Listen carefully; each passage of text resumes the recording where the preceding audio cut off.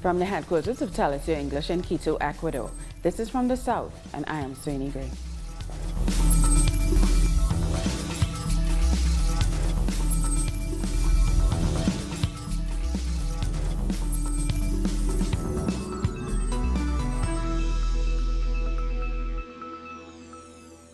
"35 counties in the United States have declared emergencies as Hurricane Michael approaches the northwest coast of Florida. The National Hurricane Center has warned people of an extremely dangerous Category 4 storm, which could bring surges up to 4 meters high, calling it a life-threatening event. Michael is expected to make landfall in the Florida Panhandle later on Wednesday. It is then predicted to veer northeast across Georgia and the Carolinas before heading back out over the Atlantic. 3.7 million people are covered by the hurricane warnings. Residents in northwest Florida have been getting ready to face the storm, which is expected to bring high winds and torrential rains. Authorities told tens of thousands of residents and tourists to evacuate coastal areas. Almost all shops on the beachfront have been boarded up and closed. Boarding up. You know, this one's coming pretty close, so got a little nervous. I've got open property over here, so I feel like I'm beachfront, and just a little nervous, so I figured I better, you know, put a little extra effort into it and try to feel a little more right comfortable. Right now it's looking pretty bad for us. I mean, we're going to get some wind, we're going to get some rain. I mean, it's just hunker down. I mean, make sure you got enough water, enough to eat, take care of yourself, survive it. It'll be over in a little bit. And more than a third of U.S. oil production in the Gulf of Mexico has been shut down as a precaution as Hurricane Michael passes. Companies stopped producing 670,000 barrels of oil a day. That represents about 9% of total U.S. production. Spain's Prime Minister Pedro Sanchez says he is concerned about the policies of Brazil's far-right presidential candidate, Jair Bolsonaro. Sanchez made his comments after meeting the Chilean president, Sebastián Pinera. For his part, Pinera says he agrees with Bolsonaro's economic program, but rejects his racist and misogynistic remarks.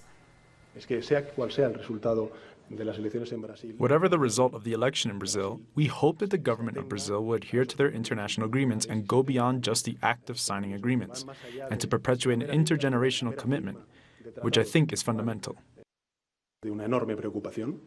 It is an enormous concern to announce that a country like Brazil could leave the Paris Agreement when the day before yesterday the UN panel of scientists alerted us of the immediate consequences of global warming and that we need to take urgent and drastic measures. And the Workers' Party presidential candidate in Brazil, Fernando Haddad, says he's reaching out to different political parties. It's central to his strategy for the runoff election on October 28th. Haddad has been meeting with party leaders in Sao Paulo to discuss the next steps for his campaign. On Sunday, he came 17 points behind Bolsonaro in the first round.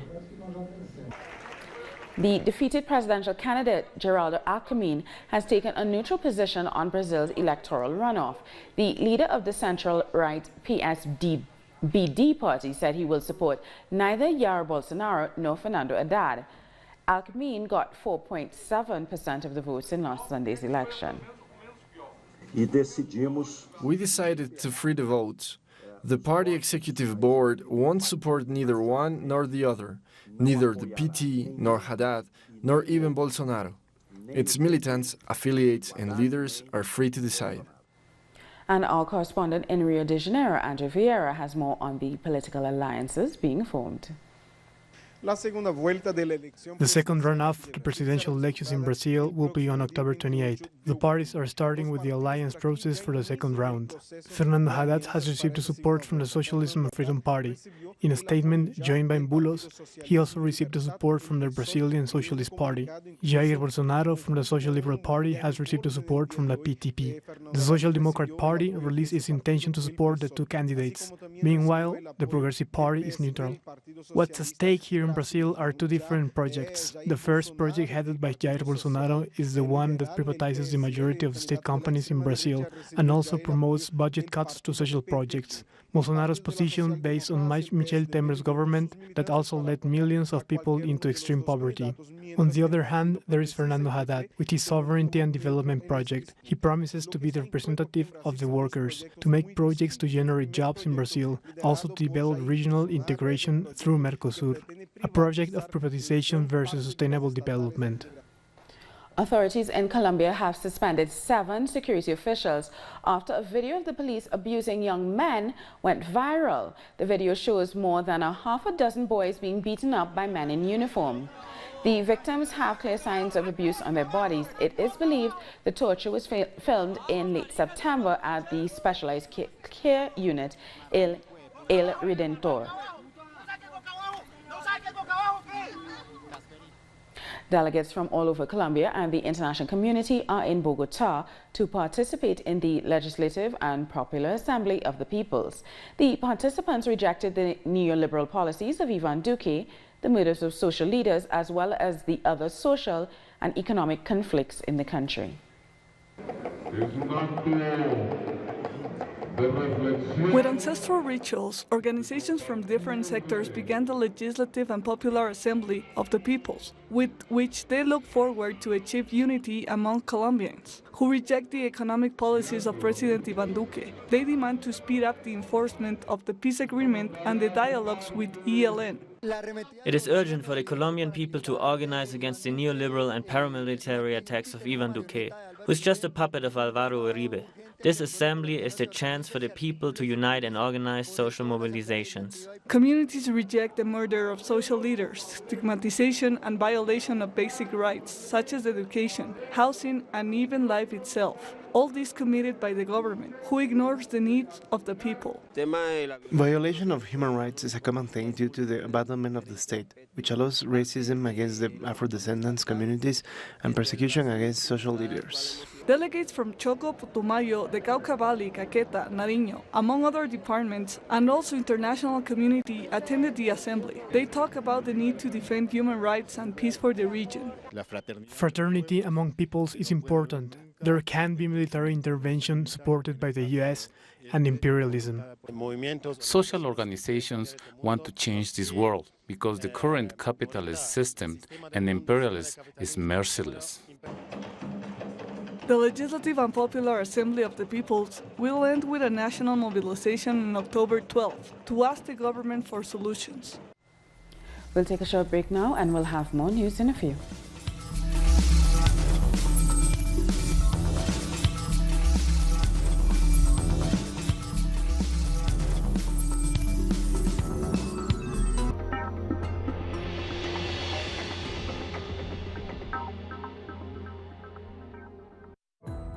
Our actions have an impact on the environment. It's our responsibility to change for the sake of our planet. Let's be part of this transition. Watch, preserve, and protect your Earth. Green Zone. Wednesdays, only on Telesur.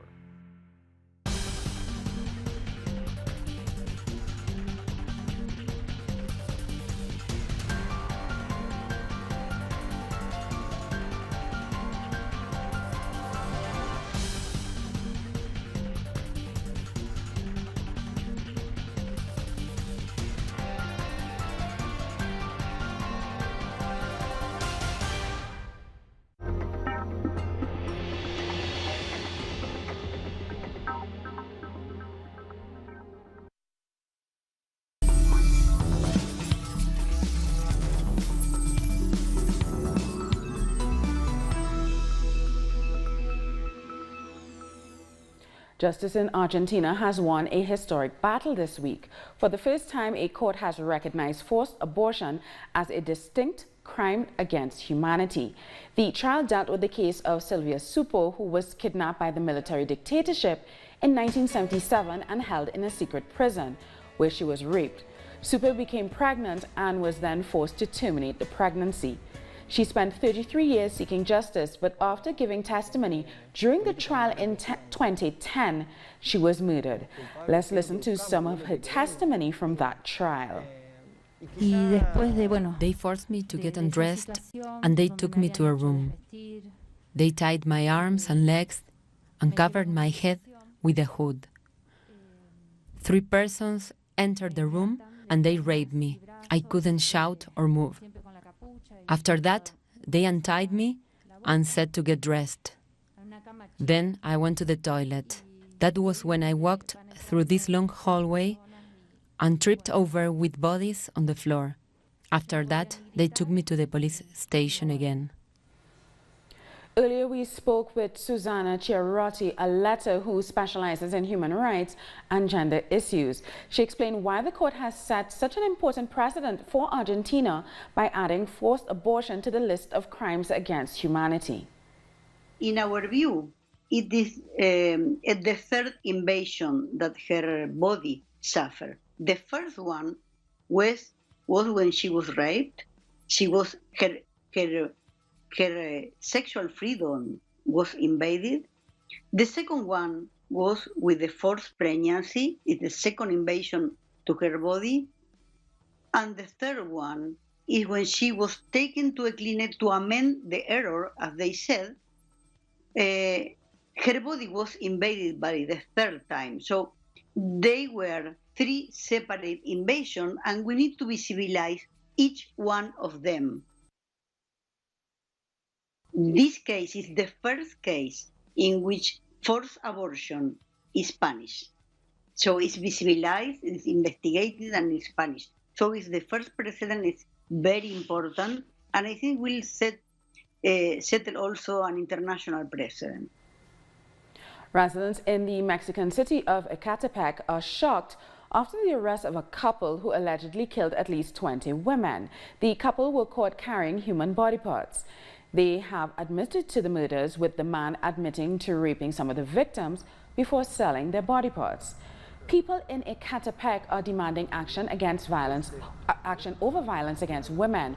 Over 300 women and girls were murdered last year in the state of Mexico. Personally, it has really disturbed my nerves that we have such a bad people around, and to think that here it happens and it is so normalized that it can be behind you. It's very sad. It's very sad to know that there is such an evil so close. The Senate in Mexico is questioning the foreign policy under the outgoing president, Enrique Peña Nieto. The role Mexico has played in initiative against countries such as Venezuela as part of its membership to the Lima Group was one of the main issues the foreign affairs ministers questioned. For many of us, this was an attempt to interfere in the domestic affair of another country. It goes against Article 89 of our Constitution that prevents the government from interfering. It looks like it is okay to judge human rights in other countries when there are still serious violations in our homeland. The Secretary of Foreign Affairs, who will end this term on November 30th, answered the questions prompted by left-wing party Movimiento Regeneración Nacional. Indeed, a non-intervention principle is one of the 8 principles that outlines our foreign policy stance, and that constrains us, but it is not the only one. Another principle is the peaceful solution of conflicts and the threat of the use of force, and that has been a very important point in our position at the Lima Group regarding Venezuela. Videgaray was also quizzed on the anti-immigration policies promoted by US President Donald Trump against Mexican citizens. ¿A qué se debe esta baja en la atención a nuestros connacionales? How is it possible we are not paying more attention to Mexicans abroad? The treatment Mexican migrants have received goes against their dignity and rights. No law nor agreement can pay off the pain they have suffered. Tras de sí en la Unión Americana. Regarding human rights, senators highlighted the lack of cooperation with international bodies that were called by the civil society to monitor the situation in the country. This administration practically ignored every human rights international organization, starting with the UN Commissioner on Human Rights on torture. It's shameful that we have been living the worst period of forced disappearances, and our government does not acknowledge the recommendations made by the UN Forced Disappearances Committee. Political parties in the Senate have also criticized the lack of information on the new trade agreement signed with the United States and Canada, an agreement they are expected to ratify in the coming months. The Bolivian Assembly has approved a decree which allows former presidents to be granted amnesty. Freddy Morales explains from La Paz. The Lawmaking Assembly has approved a presidential decree in which former presidents Carlos Mesa and Jorge Quiroga can receive amnesty. The socialists voted in favor while the opposition abstained, arguing that the decision must be ruled in the same way as every victim of political persecution. Morales pronounced amnesty before the Bolivian maritime case was judged in The Hague, to show the Bolivian commitment to build unity above all. But immediately, both presidents gave thanks to the president, but rejected the move, standing by their claims of innocence. Quiroga is being investigated for signing oil contracts without congressional authorization. Mesa is responsible for the loss of more than $42 million in an international trial. Gabriel Montagno, Deputy's Chamber President, has said amnesty, which forgives accusation, must not be confused with a pardon that forgoes penalty. The opposition accused the government of initiating the process to enable Mesa to run in the next year's elections. He has since made his candidacy official. Barbados' ambassador to the United Nations says a lack of reliable data is hampering efforts to ensure the protection of children's rights. Elizabeth Thompson was speaking on behalf of CARICOM at the 11th meeting of the Social, Humanitarian and Cultural Committee on Tuesday. UNICEF informs us that more than 650 million children live in 52 countries that are off track, or at least two-thirds of the child-related SDG indicators will not be met in those countries, for which data is available. And over 500 million children live in 64 countries that lack sufficient data for useful assessment of their status. To have sustained progress, reliable data is needed, including in the CARICOM region. Consumer confidence in Jamaica is at a record high, according to the Chamber's latest Business and Consumer Confidence Survey. For the third quarter ending September, the index rose to 172.6 points, up from 169.1 points.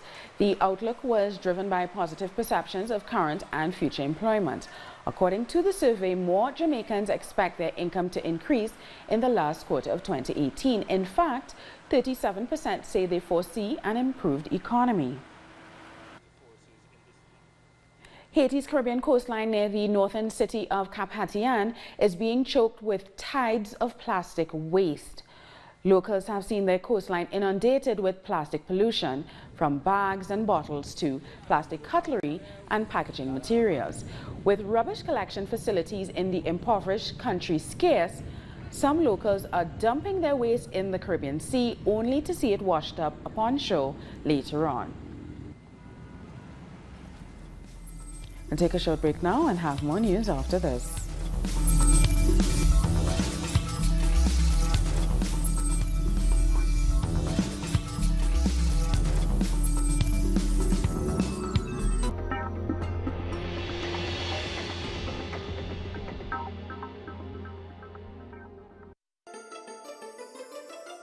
The ruling world order has always subjugated the masses. But who are the actors behind every move? What are their real interests? We analyze every move on Critical Move. Weekdays, only on Telesur. With developing events being presented through analysis. Our coverage transcends borders. With renowned journalist Walter Martinez. Salud, amigos. tripulantes de nuestra querida, contaminada y única nave espacial. Dossier. Weekdays. Only on Telesur. Y ponga usted las cámaras, señor director.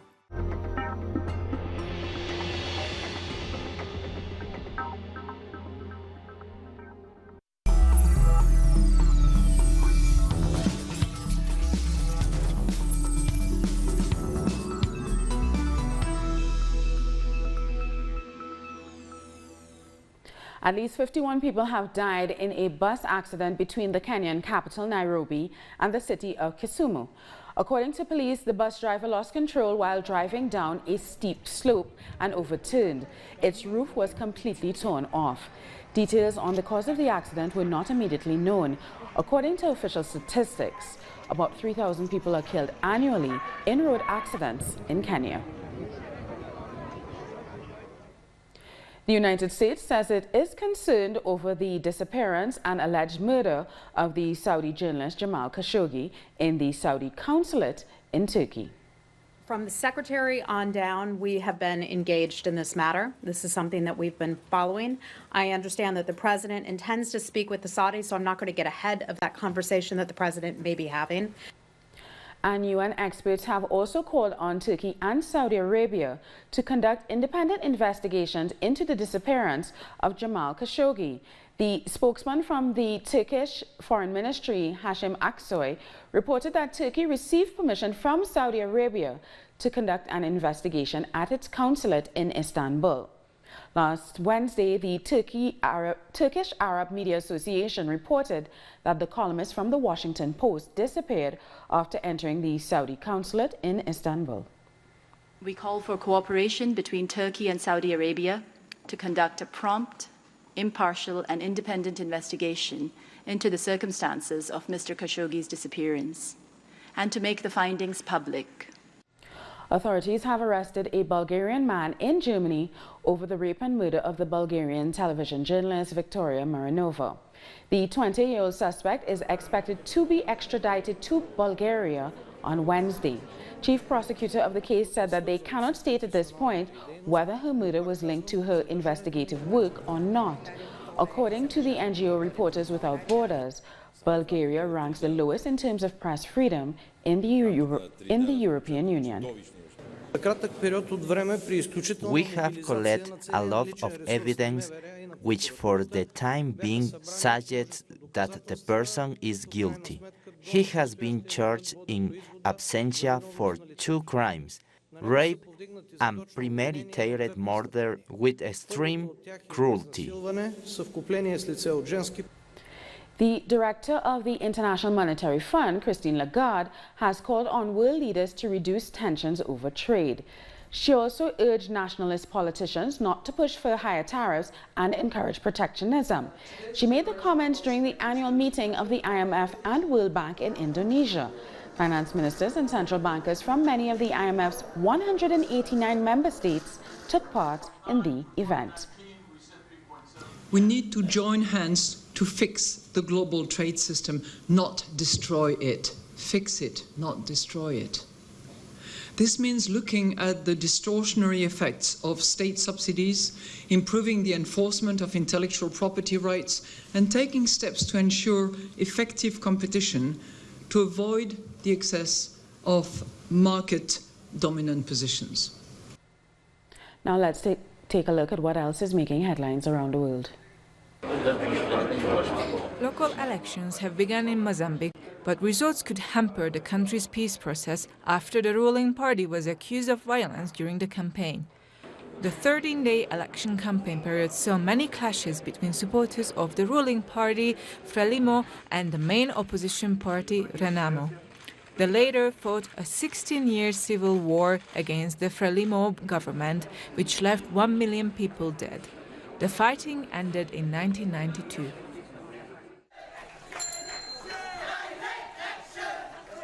A Bangladesh court has sentenced 19 people to death over an assassination attempt on the current Prime Minister in 2004. Among those condemned to death are a former minister and deputy minister from the BNP party. The current leader of the BNP, Tariq Rahman, was sentenced to life imprisonment in absentia. Protesters in Dhaka had demanded the death penalty for Rahman, who is in exile in London. In 2004, now Prime Minister Sheikh Hasina was at a rally when assailants threw grenades, killing 24 people and injuring 500. Tariq Rahman must be taken back from London, and he must get the punishment which was given by the court. No one should be spared. All must be punished. They must all get the death penalty and must be hanged. Flash floods have killed at least 8 people in the Spanish island of Mallorca. Heavy rains destroyed roads in many parts of the island, while local media reports at least another 9 people are still missing. The Spanish Weather Service declared a yellow alert on the island and an orange alert on other islands and across the mainland. We've come to the end of this news brief. For these and many other stories, you can find them on our website at talisyourtv.net/English. And join us on social media, Facebook, Twitter, and Instagram. For Talis Your English, I am Soini Gree. Thank you for watching.